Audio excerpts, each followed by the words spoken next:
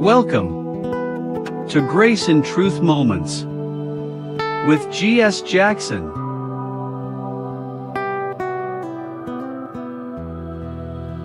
Good morning, everybody. How are you? Welcome to Grace and Truth Moments. Now, I said good morning, but it may be good evening, good afternoon, whenever it is that you're watching this. I want to share a word with you this morning, this afternoon, this evening. I want to share a word with you today. Listen very closely. Many miss what God has for them because they subjectively think that out of the box favor can only be received from inner circle buddies. What God wants for you is far exceeds your circle, your region, your territory, and your familiarity. Let me read that to you again. Many miss what God has for them because they subjectively think that out the box favor can only be received from inner circle buddies.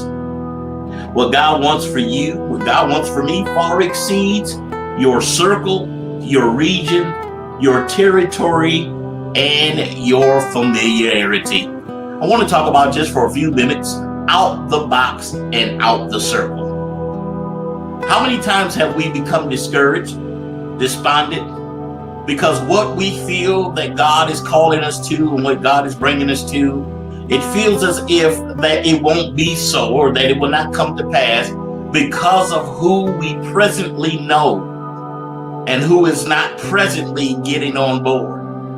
And so therefore we believe that all that there is based upon who we know and who we see currently before our eyes.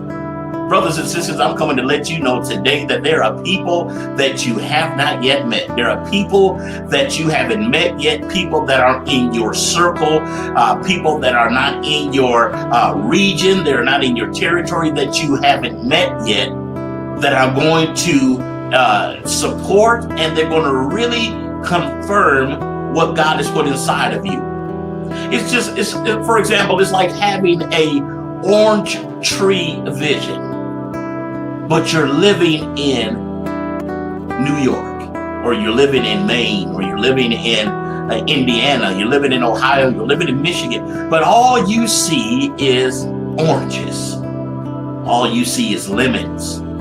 All you see is citrus fruit, but you're living in a climate, in a territory where those types of fruit are not grown.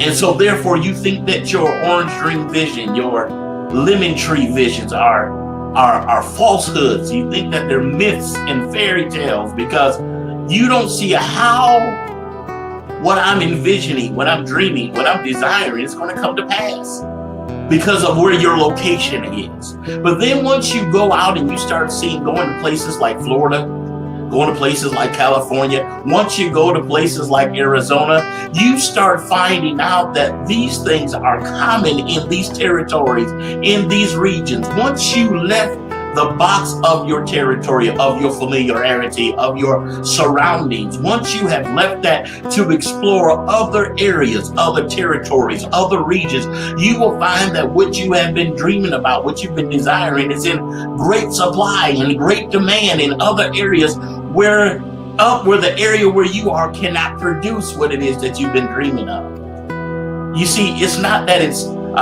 foolish, it's not that it's futile.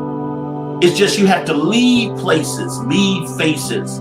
You have to surround yourself with people that have like faith to believe that whatever it is that God is giving you and putting inside of you, it is possible, but it's not going to be made manifest just anywhere. You've got to go to the place. You've got to leave your comfort zone. You've got to leave your region. You've got to leave your circle, leave your surroundings. You've got to come out of the box of what you've always known to understand and to receive what God says you can have. I like that because God told Abram in Genesis chapter 12, get thee from your country and from your kindred into a land that I will show you. He began to unveil to him and reveal to him that I will make you father of many nations. All of these things begin to proceed out of the mouth of God and begin to speak to Abram after he left what was familiar after he left the region.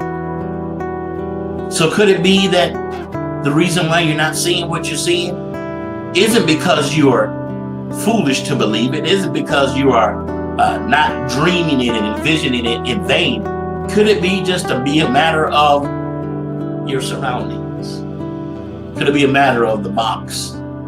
Could it be because of the box of your thinking, because you never seen it before, you never heard it before, you never seen it done before? It doesn't mean that you're loony. It doesn't mean that you're crazy. It just means that you're daring to be and dream beyond what you've always known.